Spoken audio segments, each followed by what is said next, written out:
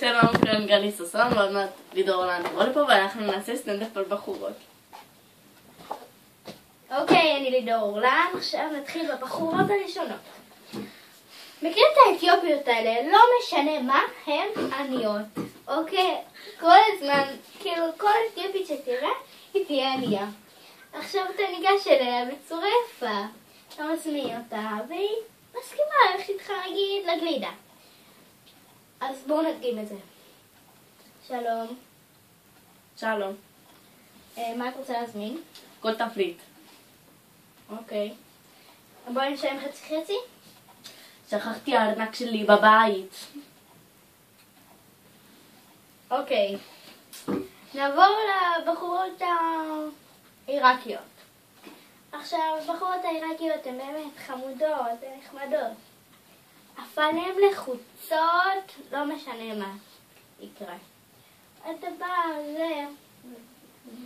אתה בא, והכל טוב. שלום. שלום.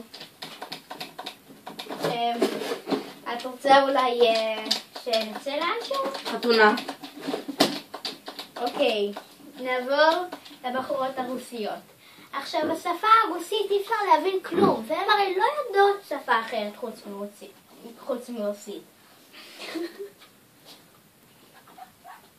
זו הייתה הדגמה כמובן של פיל מדורבן. יאללה, מה תחלק? לא מתחלק אותו. אוקיי, אז בואו נדגים את זה.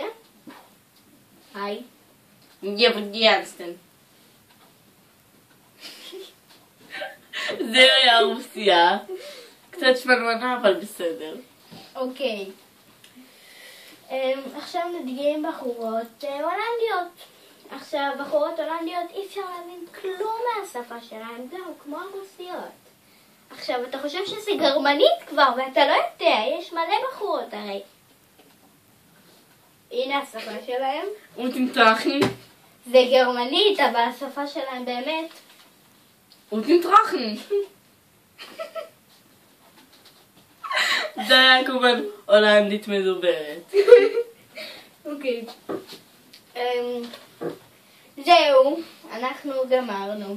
היה כיף והיה מצחיק ונהנינו מאוד. זהו, ביי ביי. תודה ללידור הולנד.